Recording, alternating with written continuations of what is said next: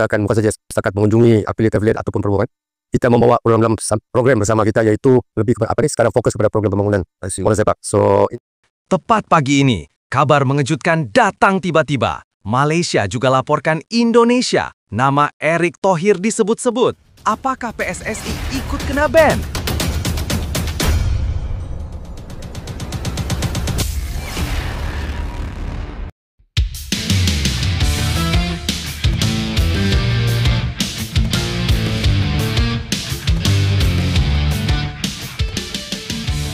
Tepat pagi ini, kabar mengejutkan datang tiba-tiba.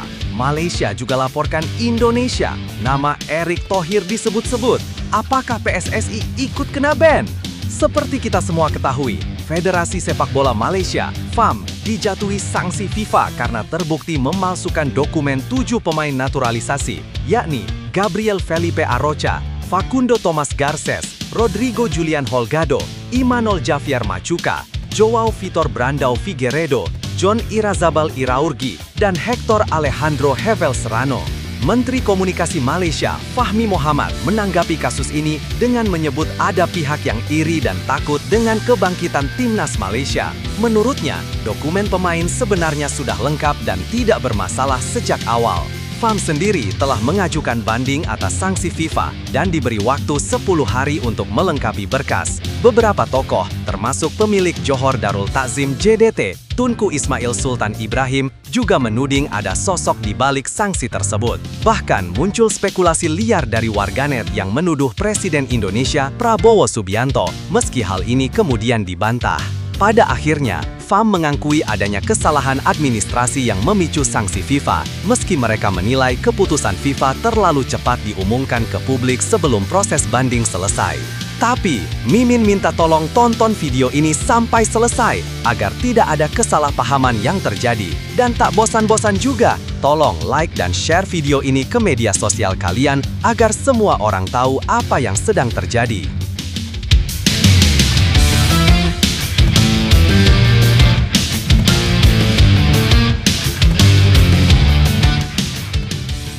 Sementara itu, di sisi lain, 11 pemain naturalisasi baru Timnas Indonesia siap balas dendam ke Irak. Sebelumnya diberitakan, Timnas Indonesia pernah tumbang 0-2 dari Irak pada kualifikasi Piala Dunia 2026 zona Asia, tepatnya Juni 2024 di SUGBK. Namun, skuad Garuda kini hadir dengan wajah berbeda. Ada 11 pemain naturalisasi tambahan yang siap memperkuat pasukan Patrick Kluivert kala kembali bersua singgah Mesopotamia di Jeddah, 12 Oktober mendatang. Berikut ini 5 fakta menariknya. 1. Emil Audero, kiper kelas Eropa jadi tembok baru Garuda. Jika dulu gawang Indonesia dijaga Nadeo Argawinata dan Hernando Ari, kini pos terakhir Garuda punya penjaga yang berpengalaman di Serie A. Emil Audero, kiper Cremonese itu datang dengan modal mentereng, 2 clean sheet dan 20 penyelamatan hanya dalam 4 laga awal Serie A 2025-2026. Kehadiran Audero bukan sekedar tambahan, melainkan revolusi. Lawan sekelas Irak jelas akan dibuat berpikir 2 kali untuk menembak langsung ke arah gawang. 2. Pertahanan diperkuat trio Eropa, Jay Itzes, Calvin Verdonk, dan Kevin Dix. Lini belakang Indonesia kini tampil bak tembok kokoh. Jay Itzes yang sempat absen saat pertemuan sebelumnya, siap turun langsung meredam striker berbahaya Irak. Ditambah Calvin Verdonk yang bisa menutup sisi kiri dengan solid, dan Kevin Dix yang fleksibel dimainkan di bek tengah maupun kanan, membuat lini belakang Garuda punya kedalaman luar biasa. Jika dulu mudah ditembus, kini pertahanan Indonesia punya kombinasi pengalaman Eropa dan naluri bertahan modern. Inilah fondasi yang bisa jadi pembeda besar. 3. Lini tengah lebih tangguh dengan Joey Pelupesti dan Eliano Rangers. Irak dikenal sebagai tim yang agresif dalam duel lini tengah. Kini Indonesia punya amunisi tambahan lewat Joey Pelupesti yang berpengalaman di Eropa dan Eliano Rangers yang mampu menjadi super sub di babak kedua. Dengan gaya main mereka, timnas Indonesia tidak lagi hanya bertahan, melainkan bisa mengimbangi fisik dan pressing lawan. Kombinasi ini memberi ruang bagi gelanggang kreatif lain seperti Tom Haye untuk lebih leluasa mengatur serangan. 4. Serangan Garuda kini punya ujung tombak tajam. Jika pertemuan sebelumnya Indonesia kesulitan mencetak gol, kali ini ada Ole Romeni yang sudah membuktikan 3 gol dari 4 penampilan bersama skuad Garuda. Selain itu, ada Mauro Zylstra dan Miliano Jonathans yang siap memberi variasi serangan. Kehadiran mereka membuat Irak tak bisa lagi fokus hanya pada satu striker. Serangan Garuda kini lebih cair, cepat, dan punya banyak opsi untuk membongkar pertahanan. 4. Transformasi total dalam waktu 1,5 tahun. Kekalahan 0-2 dari Irak pada Juni 2024 tak bisa dijadikan patokan lagi. Dalam kurun waktu hanya 1,5 tahun, timnas Indonesia sudah berubah total dengan tambahan 11 pemain naturalisasi. Dari sektor kiper hingga lini depan, semua lini mengalami peningkatan signifikan. Kini, harapan publik Indonesia bukan sekedar mencuri poin, tapi benar-benar mampu menantang Irak di level yang seimbang. Laga 12 Oktober mendatang bisa jadi pembuktian bahwa skuad Garuda sudah naik kelas. Nah, sebelum lanjut mendengar berita ini, untuk para netizen, keluarkan satu kalimat pamungkas untuk menanggapi kabar ini. Menurut kalian, dengan skuad yang sangat mewah ini, apakah kalian yakin timnas Indonesia mampu lolos ke Piala Dunia 2026? Ayo teman, berikan tanggapan kalian di kolom komentar. Bravo Timnas, bravo Patrick Kluivert, bravo PSSI. Ayo Garuda, buktikan bahwa level kita sudah dunia. Buktikan bahwa kita adalah raksasa Asia, tiket Piala Dunia harga mati. Di sisi lain, jangan lupa juga satu kalimat khusus untuk Patrick Kluivert CS yang sedang berusaha keras memajukan sepak bola Indonesia. Silahkan tulis di kolom komentar. Ayo terbang tinggi Garuda.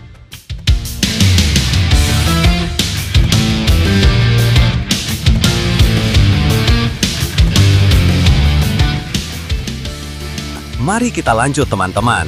Nah, kehadiran 11 pemain naturalisasi baru jelas mengubah wajah timnas Indonesia. Jika sebelumnya kita selalu kesulitan menghadapi Irak, kini kekuatan Garuda bisa dikatakan lebih seimbang, bahkan dalam beberapa aspek unggul. Dari lini belakang hingga lini depan, ada sentuhan kualitas Eropa yang menambah rasa percaya diri skuad asuhan Patrick Kluivert. Namun, tentu saja sepak bola bukan hanya soal nama besar, melainkan juga soal kekompakan, mental, dan strategi. Irak tetap lawan yang berpengalaman, terbiasa bermain di level tinggi, dan tidak bisa diremehkan. Lebih lanjut, yang menarik, pertandingan ini sekaligus jadi ajang pembuktian bahwa naturalisasi bukan hanya sekedar formalitas, tapi investasi jangka panjang untuk meningkatkan kualitas timnas nasional. Jika semua pemain bisa menyatu dengan cepat, Indonesia berpeluang mencatat sejarah baru di kualifikasi Piala Dunia. Semangat Garuda tidak pernah padam, meski berkali-kali kalah dari lawan yang sama. Kini dengan kekuatan baru, Indonesia punya peluang besar untuk menulis babak baru dalam sejarah sepak bola. Jangan pernah ragu, karena sepak bola selalu menyimpan kejutan bagi mereka yang berjuang tanpa kenal lelah. Bagi para pemain, inilah momen untuk membuktikan bahwa kerja keras, pengorbanan, dan rasa cinta pada merah putih bisa melampaui segala keterbatasan. Bagi supporter, dukungan tanpa henti akan menjadi bahan bakar utama di lapangan. Saat semua elemen bersatu, tak ada yang mustahil. Garuda bisa terbang lebih tinggi, dan mimpi menuju Piala Dunia bukan lagi sekedar angan. Breaking news! Indra Syafri kembali jadi nahkoda timnas U23 di SEA Games 2025. Ini 5 faktanya. Sebelumnya diberitakan, PSSI akhirnya menjawab teka-teki soal siapa yang akan menukangi timnas Indonesia U23 di ajang SEA Games 2025 Thailand. Setelah spekulasi panjang soal nasib Gerald van den Berg, induk sepak bola tanah air resmi menunjuk Indra Syafri sebagai pelatih kepala. Keputusan ini diumumkan langsung dalam konferensi pers pada Senin 29 September 2025 sore WIB. Berikut ini 5 fakta menarik di balik penunjukan tersebut. 1. Indra Syafri resmi dipercaya PSSI. PSSI melalui Wakil Ketua Umum Zainuddin Amali menegaskan bahwa Indra Syafri akan memimpin Garuda Muda pada SEA Games 2025 yang berlangsung di Thailand pada 9-20 Desember mendatang.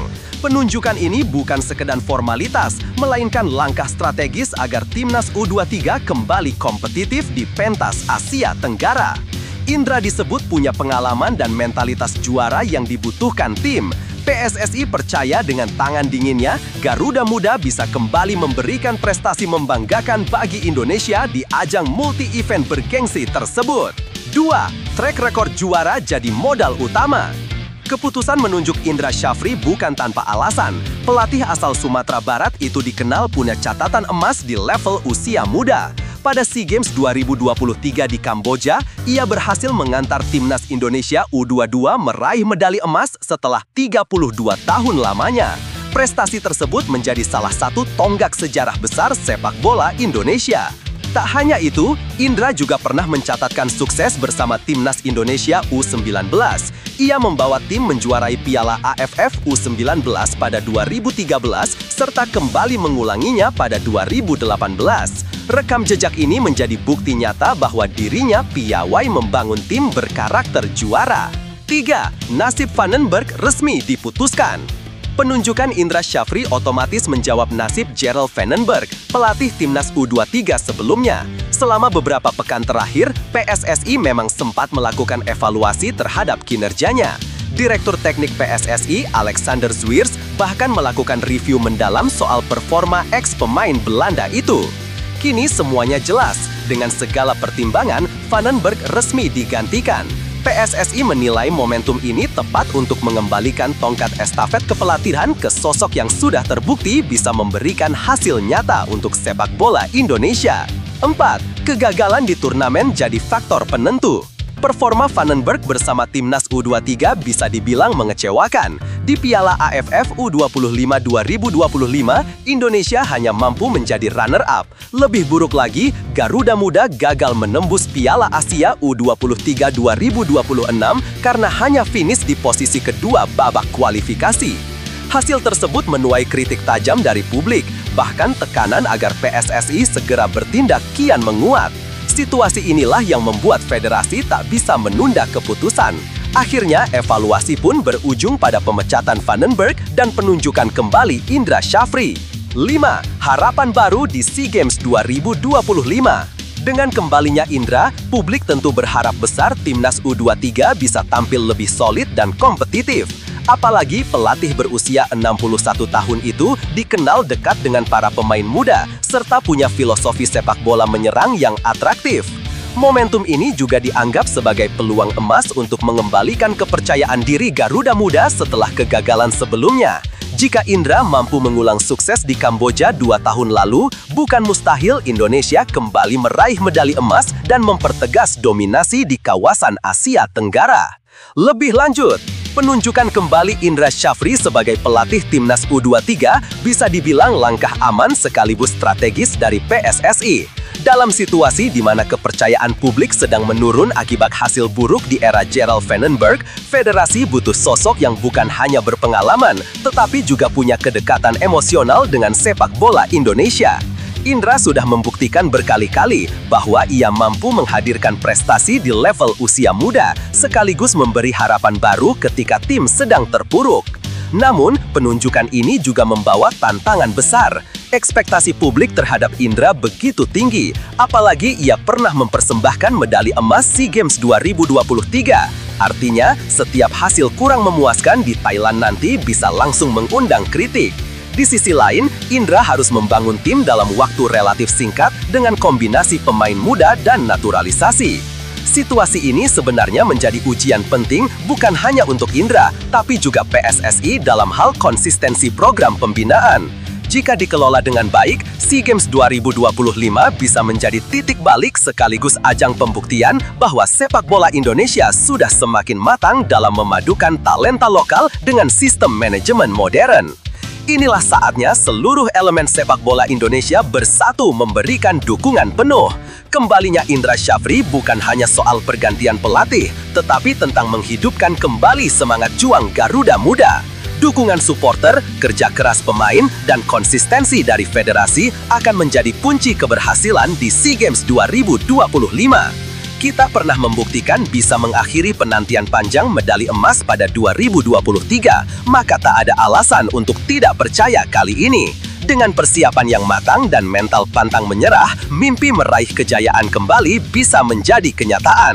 Saat Garuda Muda terbang di Thailand nanti, seluruh rakyat Indonesia akan berada di belakang mereka, memberikan energi, doa, dan semangat tanpa henti.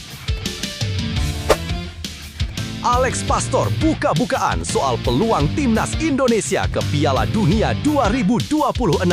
Begini 5 faktanya. Sebelumnya diberitakan, asisten pelatih Timnas Indonesia Alex Pastor akhirnya angkat bicara mengenai peluang Garuda di putaran keempat kualifikasi Piala Dunia 2026 zona Asia. Timnas Indonesia bakal memulai persiapan di Arab Saudi pada 1 Oktober 2025 untuk menghadapi 2 lawan berat, Arab Saudi 9 Oktober dan Irak 12 Oktober. Patrick Kluivert sudah memanggil 28 pemain untuk misi besar ini. Pastor menyebut laga ini sebagai ujian krusial karena tiket otomatis ke Piala Dunia jadi taruhannya. Berikut ini 5 faktanya. 1. Timnas Indonesia kembali ke Arab Saudi untuk TC penting. Skuad Garuda akan berkumpul di Arab Saudi pada 1 Oktober 2025 dan langsung menggelar latihan perdana sehari setelahnya. Persiapan di luar negeri ini bukan sekedar pilihan, melainkan strategi agar tim bisa lebih cepat beradaptasi dengan cuaca, atmosfer stadion, dan kultur sepak bola Timur Tengah. Arab Saudi menjadi lokasi krusial karena di sanalah laga pertama digelar. Dengan waktu yang cukup singkat, persiapan intensif ini diharapkan mampu menjaga konsentrasi dan menyatukan visi tim sebelum menghadapi pertandingan penuh tekanan. 2. Dua laga hidup mati lawan Arab Saudi dan Irak. Timnas Indonesia akan berhadapan dengan 2 lawan berat dalam rentang 3 hari. Arab Saudi lebih dulu, lalu Irak. Kedua negara ini bukan hanya unggul dalam peringkat FIFA, tapi juga punya pengalaman panjang di level tertinggi Asia. Namun, pengalaman menghadapi keduanya di laga-laga sebelumnya memberi sedikit kepercayaan diri. Hasil imbang dan kemenangan atas Arab Saudi di masa lalu menjadi bukti bahwa kejutan bukan hal mustahil, asalkan Indonesia tampil terorganisir. 3. Perbedaan peringkat FIFA jadi tantangan besar. Alex Pastor menekankan bahwa realistisnya Indonesia menghadapi tim dengan peringkat FIFA 2 kali lipat lebih tinggi. Arab Saudi dan Irak punya materi pemain yang lebih matang, kualitas kompetisi domestik yang lebih tinggi, serta tradisi panjang di level internasional. Tetapi sepak bola bukan hanya soal angka. Pastor menilai Garuda bisa memberi perlawanan jika tampil disiplin. Kemenangan atau bahkan hasil imbang bisa menjadi modal besar untuk menjaga asa lolos ke Piala Dunia 2026. 4. Pengalaman berharga untuk Alex Pastor. Bagi Pastor sendiri, berada di lingkungan timnas merupakan pengalaman baru. Selama ini, ia lebih banyak berkecimpung di level klub dan atmosfer tim nasional memberinya tantangan berbeda. Ia menyebut bekerja bersama staf pelatih dan pemain Indonesia adalah sesuatu yang luar biasa di semua aspek. Selain tantangan teknis, Pastor juga menikmati pengalaman budaya yang unik. Ia merasakan langsung bagaimana perbedaan kultur memberikan perspektif baru sekaligus memperkaya pengalamannya sebagai pelatih internasional. 5. Optimisme tetap terjaga di tengah rintangan. Meski mengakui beratnya lawan, Pastor tetap optimistis. Ia percaya Indonesia punya staf pelatih dengan kualitas besar dan pemain yang mampu mengimbangi lawan bila bermain dengan disiplin dan strategi tepat. Ia juga menekankan bahwa pengalaman masa lalu melawan Arab Saudi membuktikan bahwa peluang selalu ada. Kuncinya adalah menjaga organisasi permainan dan memanfaatkan momen kecil yang bisa mengubah jalannya pertandingan. Lebih lanjut, situasi yang dihadapi Timnas Indonesia kali ini bisa dibilang sebagai ujian terbesar dalam beberapa tahun terakhir. 2 lawan yang menunggu, Arab Saudi dan Irak, bukan hanya unggul dari sisi peringkat FIFA, tapi juga punya tradisi panjang di ajang internasional. Tantangan ini jelas berat, tapi bukan berarti mustahil. Indonesia pernah membuktikan bisa memberi kejutan, bahkan meraih hasil positif saat menghadapi tim kuat seperti Arab Saudi sebelumnya. Artinya, peluang selalu terbuka jika persiapan berjalan matang dan disiplin di lapangan benar-benar terjaga. Dari sudut pandang taktik, apa yang dikatakan Alex Pastor cukup realistis. Kunci ada pada organisasi permainan. Dengan skuad yang kini lebih berpengalaman, ditambah staf pelatih yang punya visi jelas, Garuda memiliki bekal untuk bersaing. Faktor mental juga akan sangat menentukan. Bermain di hadapan publik tuan rumah dan menghadapi lawan dengan nama besar bisa membuat ciut nyali. Tapi justru disitulah mental juara harus muncul. Meskipun berat, momen ini bisa jadi titik sejarah baru bagi sepak bola Indonesia. Jika mampu menahan atau bahkan mengalahkan salah satu dari dua lawan besar itu, kepercayaan diri tim akan meleset dan asa menuju Piala Dunia 2026 tetap terjaga dengan nyata. Perjalanan timnas Indonesia menuju Piala Dunia 2026 memang penuh rintangan, tapi justru dari situlah lahir kisah besar. Lawan yang lebih kuat bukan alasan untuk takut, melainkan kesempatan untuk menunjukkan bahwa Garuda bisa terbang lebih tinggi. Kita pernah membuktikan bisa menahan bahkan mengalahkan tim besar, dan tak ada yang mustahil jika seluruh pemain berjuang dengan hati, disiplin, dan kebanggaan pada lambang di dada. Ingat, setiap detik di lapangan adalah kesempatan menulis sejarah baru. Dengan persiapan matang, kerjasama solid, dan semangat pantang menyerah, Indonesia bisa memberi kejutan besar. Jadikan setiap tantangan sebagai bahan bakar, bukan penghalang. Garuda memang mungkin lebih kecil dari segi peringkat, tapi semangatnya bisa jauh lebih besar dari angka manapun. Saatnya percaya, mimpi ke Piala Dunia bukan hanya angan, tapi tujuan nyata yang bisa diraih. Fans timnas Indonesia deg-degan. Emil Audero terancam absen di kualifikasi Piala Dunia 2026.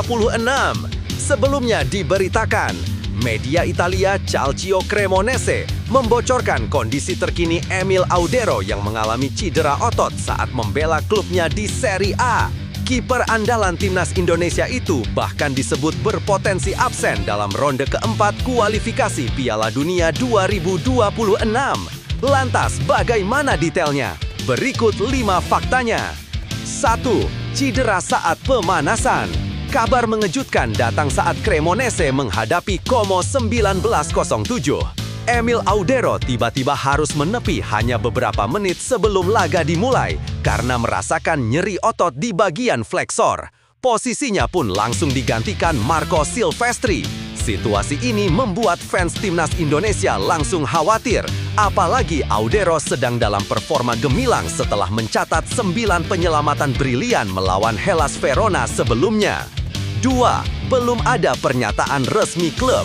Cremonese sendiri masih bungkam soal kondisi detail sang kiper. Mereka hanya menyebutkan Emil cedera saat pemanasan tanpa penjelasan lebih lanjut.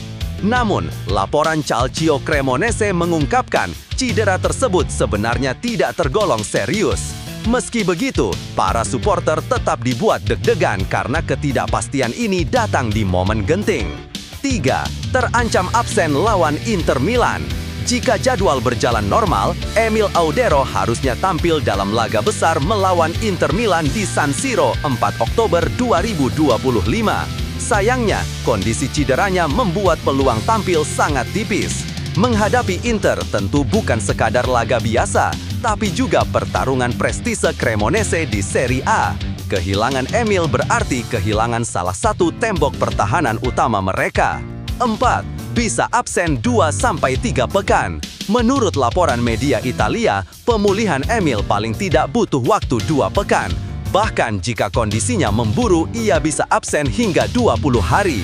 Artinya, ia akan melewatkan 2-3 laga penting bersama Cremonese. Lebih buruk lagi, masa pemulihan itu bertepatan dengan jadwal krusial timnas Indonesia di ronde keempat kualifikasi Piala Dunia melawan Arab Saudi dan Irak. 5. Kondisi yang bikin fans timnas cemas. Fans timnas Indonesia tentu paling merasa was-was. Emil Audero adalah salah satu kiper yang diandalkan Shin Tae-yong untuk menjaga gawang Garuda di laga-laga besar. Cedera otot memang kerap membutuhkan penanganan ekstra hati-hati.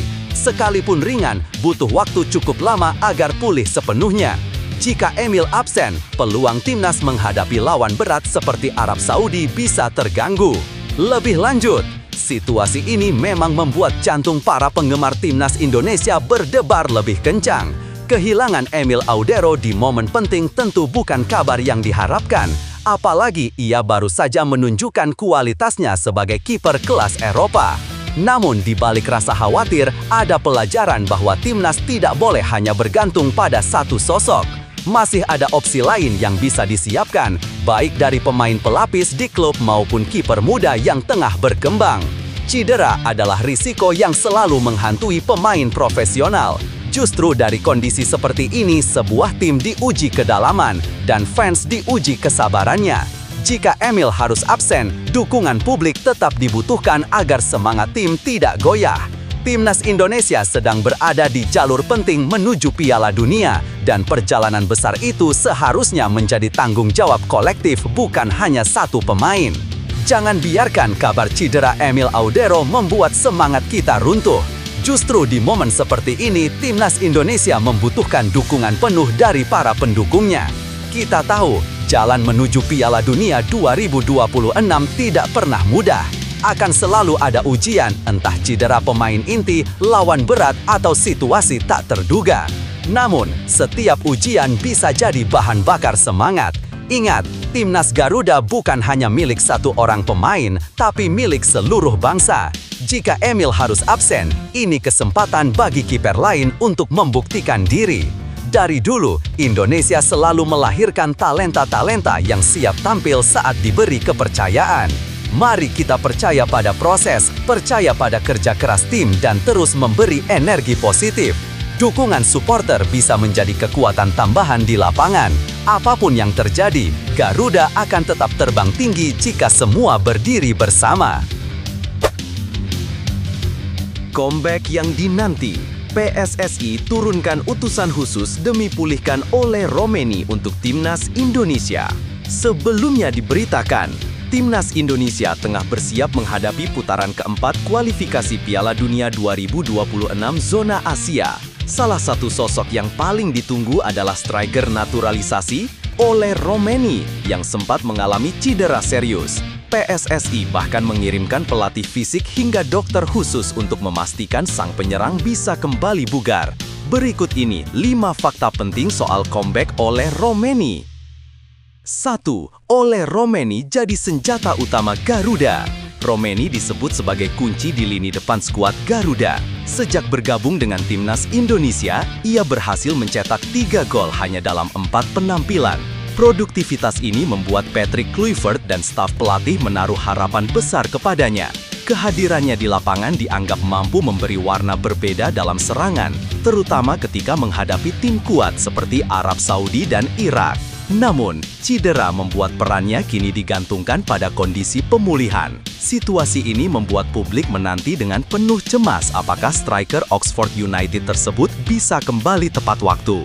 2. Cedera serius saat pramusim. Awal masalah datang ketika Ole Romeni membela Oxford United di laga pramusim Piala Presiden 2025 melawan Arema FC. Dalam pertandingan itu, ia mengalami cedera parah yang memaksanya menepi cukup lama. Cedera tersebut bukan hanya mempengaruhi karir klubnya, tetapi juga peluangnya bersama Timnas Indonesia. Cedera itu pula yang membuatnya absen di FIFA Matchday terakhir. Ketidakhadirannya kala itu terasa jelas, karena Timnas kehilangan sosok target man yang mampu mengubah jalannya pertandingan. 3. PSSI turunkan utusan khusus. Keseriusan PSSI dalam memulihkan kondisi Romeni terlihat dari langkah mereka mengirim pelatih fisik Timnas, Quentin Jacoba, untuk mendampingi pemulihannya. Tidak berhenti di situ, satu dokter tim juga ditugaskan khusus memantau progres sang penyerang. Ketua BTN Sumarji menegaskan bahwa komunikasi intens dilakukan antara tim medis, pelatih, dan Ole sendiri. Artinya, PSSI benar-benar menaruh perhatian penuh agar sang bomber bisa segera kembali ke lapangan. 4. Laga kontra Arab Saudi dan Irak jadi penentu. Timnas Indonesia akan menghadapi 2 lawan berat, yakni Arab Saudi dan Irak pada Oktober mendatang. Partai ini diprediksi berjalan dengan tensi tinggi dan bisa menentukan langkah Garuda menuju Piala Dunia 2026. Di titik inilah keberadaan Ole Romeni sangat penting. Ia diharapkan bisa menjadi pembeda di lini depan.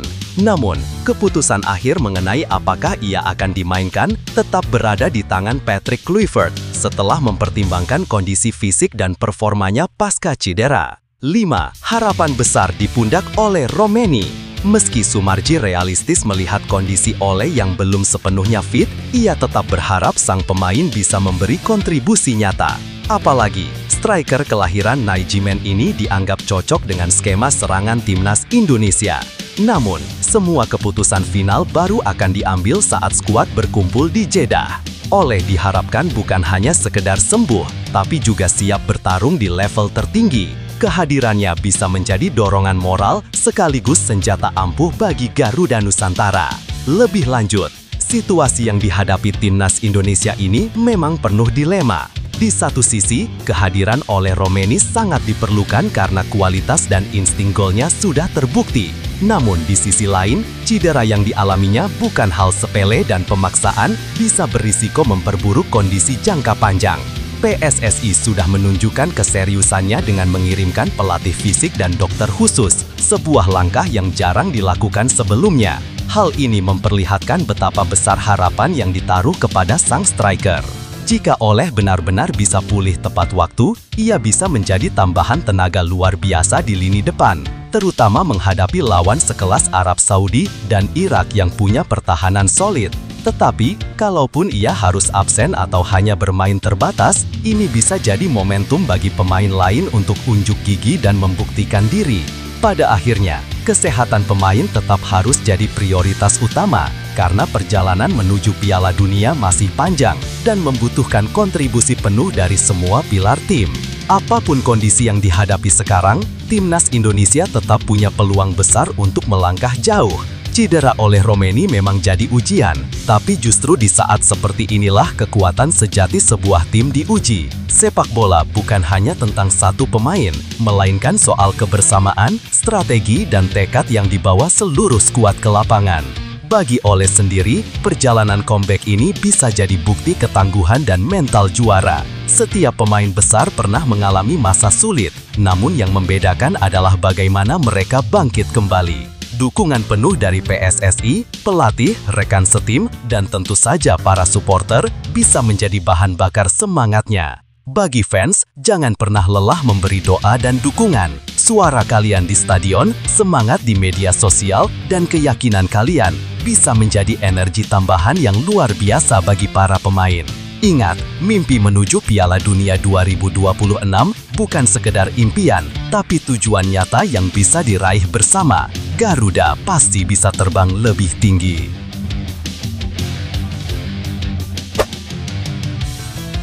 Guncangan jelang laga, Patrick Kluivert coret 5 pemain timnas Indonesia sebelum hadapi Arab Saudi. Sebelumnya diberitakan, Patrick Kluivert, pelatih kepala timnas Indonesia, membuat keputusan mengejutkan dengan mencoret 5 pemain dari skuad Garuda jelang bentrokan melawan Arab Saudi di babak keempat kualifikasi Piala Dunia 2026 zona Asia. Pertandingan akan digelar di King Abdullah Sports City Stadium, Jeddah pada Kamis 9 Oktober 2025 pukul 00.15 WIB. Keputusan ini bukan tanpa alasan. Regulasi FIFA hanya mengizinkan 23 pemain didaftarkan, sementara Kluivert membawa 28 nama untuk menghadapi 2 laga penting melawan Arab Saudi dan Irak. Lantas, siapa yang akan dikorbankan? Berikut 5 faktanya. 1. 5 nama harus dikurangi dari skuad. Patrick Kluivert menghadapi dilema besar. Ia membawa 28 pemain, tetapi hanya 23 yang bisa masuk daftar resmi pertandingan. Itu berarti ada 5 nama yang harus rela tersingkir meski sudah ikut persiapan. Salah satu yang paling disorot adalah Ole Romeni. Penyerang Oxford United itu masih dalam pemulihan cedera, sehingga peluangnya diparkir cukup besar. Selain itu, prediksi mengerucut pada Shane Patinama, Egy Maulana Fikri, Stefano Lillipali, Jordi Amat, dan Beckham Putra sebagai kandidat pemain yang mungkin tidak masuk daftar.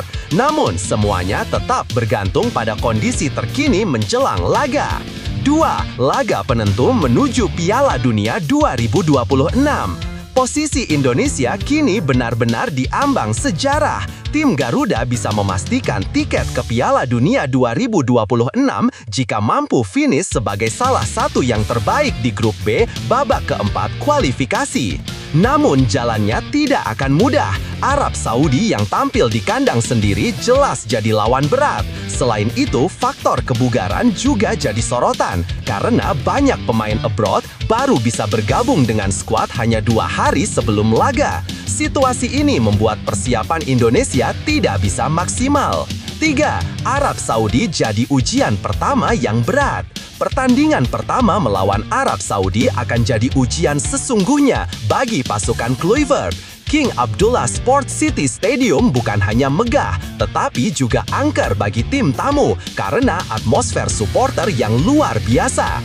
Kemenangan di laga pembuka akan sangat krusial, bukan hanya untuk poin, tetapi juga menambah kepercayaan diri tim. Sebaliknya, kekalahan bisa memberi tekanan berlipat ganda saat menghadapi Irak beberapa hari kemudian. 4. Nama-nama senior bisa jadi korban.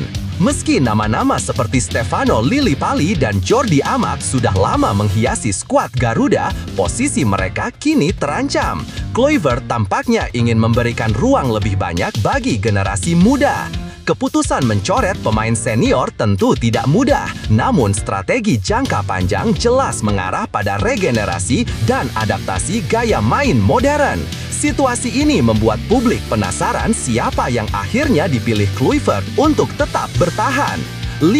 Jadwal padat menanti tim Garuda. Usai menghadapi Arab Saudi pada 9 Oktober, Timnas Indonesia langsung dijadwalkan melawan Irak pada 12 Oktober 2025. Dua laga berat ini bisa menjadi kunci apakah Indonesia akan melaju mulus atau justru tersandung dalam perburuan tiket Piala Dunia. Dengan jadwal seketat ini, rotasi dan kebijakan pencoretan 5 pemain akan sangat menentukan. Kluivert dituntut cerdas menyeimbangkan kekuatan, apalagi para pemain hanya punya waktu singkat beradaptasi setelah tiba dari klub masing-masing.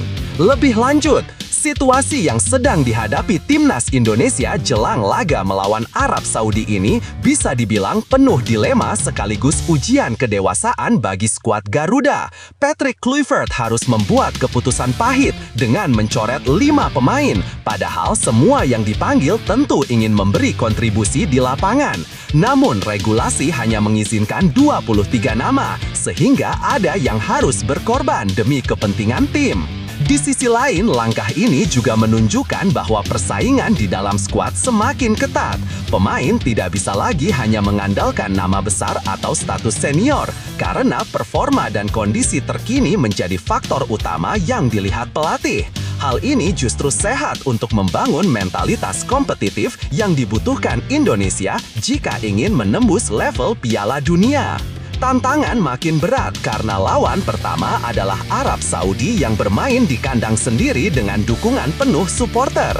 Persiapan yang singkat akibat keterlambatan pemain abroad jelas menambah tekanan, tapi justru disitulah ujiannya. Apakah Timnas Indonesia bisa membuktikan mental baja dan tampil dengan semangat luar biasa meski dalam kondisi kurang ideal? Kalau dilihat secara keseluruhan, pencoretan 5 pemain ini bukan sekedar keputusan teknis, melainkan bagian dari strategi besar untuk menjaga keseimbangan skuad. Bagi pemain yang dicoret, ini bisa jadi motivasi untuk bekerja lebih keras di kesempatan berikutnya. Sedangkan bagi yang bertahan, tanggung jawabnya semakin besar untuk memberikan yang terbaik demi mengukir sejarah lolos ke Piala Dunia. Jangan pernah anggap pencoretan 5 pemain ini sebagai akhir dari segalanya. Justru inilah bukti bahwa persaingan di Timnas Indonesia semakin sehat dan ketat. Setiap pemain harus sadar, hanya yang benar-benar siap yang bisa dipercaya tampil membawa merah putih di panggung besar. Bagi yang tetap bertahan dalam daftar, tanggung jawabnya semakin berat. Mereka bukan hanya bermain untuk diri sendiri, tapi juga untuk 270 juta rakyat Indonesia yang menaruh harapan tinggi. Laga melawan Arab Saudi dan Irak adalah momen emas untuk menunjukkan bahwa Garuda tidak lagi sekedar penggembira, melainkan penantang serius di kancah Asia. Bagi yang terpaksa dicoret, jangan patah semangat. Setiap keputusan pelatih adalah bagian dari strategi, bukan penilaian akhir terhadap kemampuan. Justru ini bisa jadi bahan bakar untuk berlatih lebih keras dan membuktikan diri di kesempatan berikutnya. Indonesia kini sudah berada satu langkah lagi menuju sejarah. Semua pengorbanan, keringat, dan kerja keras harus dibayar dengan semangat pantang menyerah. Garuda harus terbang lebih tinggi karena dunia sedang menunggu keajaiban dari tim yang lahir dari kerja keras, bukan sekedar nama besar.